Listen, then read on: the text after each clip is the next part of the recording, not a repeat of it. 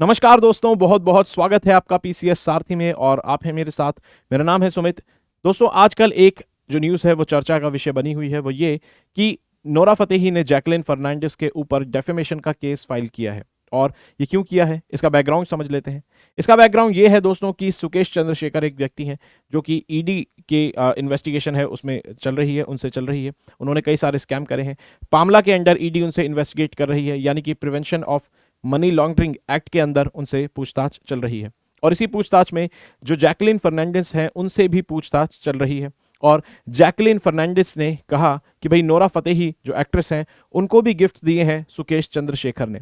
और इसके ऊपर फिर नोरा फतेही ने कहा कि भाई जैकलिन फर्नांडिस ने उनकी जो इमेज है, जो उनकी पब्लिक इमेज, जो उनकी रेपुटेशन है, उसको इंटेंशनली चोट पहुंचाई है और इसीलिए नोरा फतेही ने जैकलिन फर्नांडिस के ऊपर डेफेमेशन का केस फाइल किया है। तो जानते हैं कि भाई डेफेमेशन आखिर क्या होता है, इंडिया में इसका लीगल स्टेटस क्या है, कॉन्स्टिट्यूशनैलिटी इसकी क्या है। तो अगर आप किसी की छवि को, अगर आप किसी की रेपुटेशन को चोट पहुंचाते हैं तो उसे कहते हैं डेफेमेशन।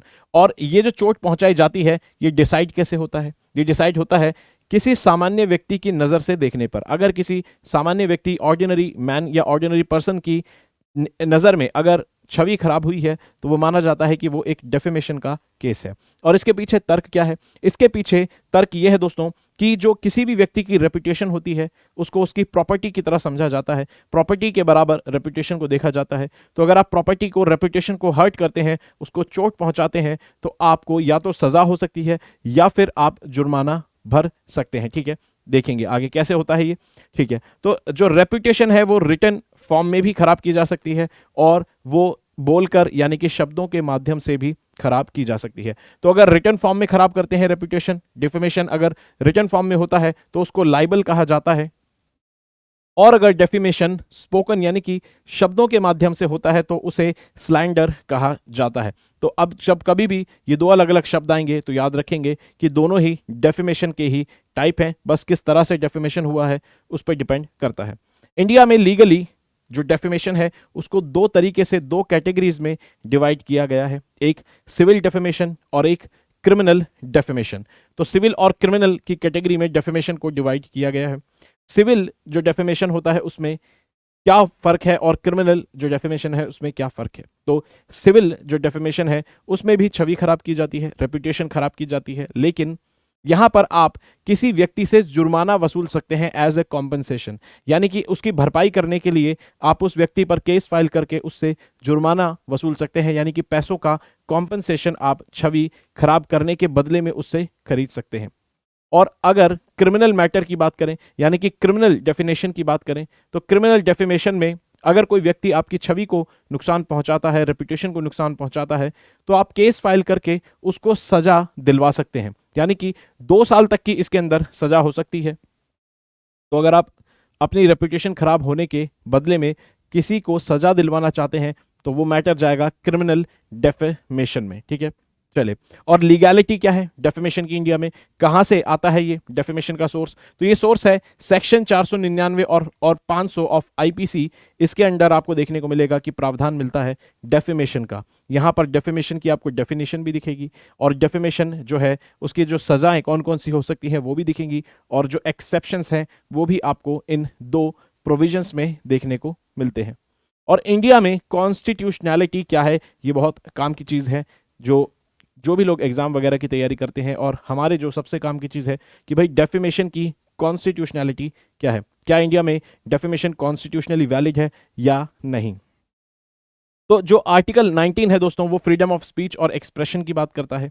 तो अगर फ्रीडम ऑफ स्पीच और एक्सप्रेशन की बात करें तो यानी हर व्यक्ति को अभिव्यक्ति की आज़ादी है, अपना स्पीच दे सकता है, अपने आप को एक्सप्रेस कर सकता है।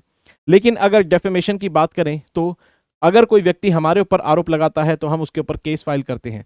देखने में लगता है कि ये दोनों चीज़ें ऑपोजिट हैं, और किसी व्यक्ति की, अगर आपको अभिव्यक्ति की आज़ादी जो दबानी है उस पर आप डेफेमेशन का केस लगाकर भी उसकी आवाज़ बंद कर सकते हैं। तो इसका गलत इस्तेमाल भी हो सकता है और बिल्कुल होता भी है।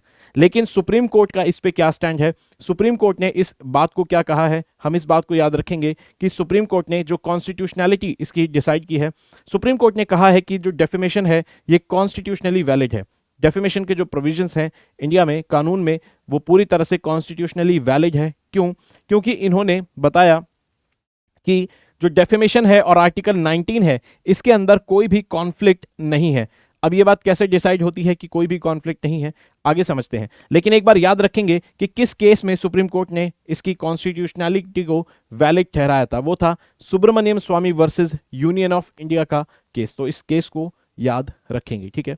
अब देखते हैं कि भाई जो कॉन्फ्लिक्ट जो है आर्टिकल 19 में और डेफेमेशन में ये नहीं है, ये बात कैसे पता चलती है। दरअसल सुप्रीम कोर्ट कहता है कि जो आर्टिकल 19 है, आर्टिकल 19 के अंदर जो फ्रीडम ऑफ स्पीच और एक्सप्रेशन की जो बात कही गई है, फ्रीडम ऑफ स्पीच और एक्सप्रेशन की बात की गई है, ये जो राइट है, फंडामेंटल राइट, ये एब्सोल्यूट राइट नहीं है बल्कि एक क्वालिफाइड राइट है। ये राइट जो है ये एब्सोल्यूट नहीं है बल्कि एक क्वालिफाइड राइट है। ये एब्सोल्यूट नहीं है बल्कि क्वालिफाइड है। अब इसका मतलब क्या है? इसका मतलब ये है कि ये जो राइट है ये हर कंडीशन में सही हो ऐसा नहीं हो सकता।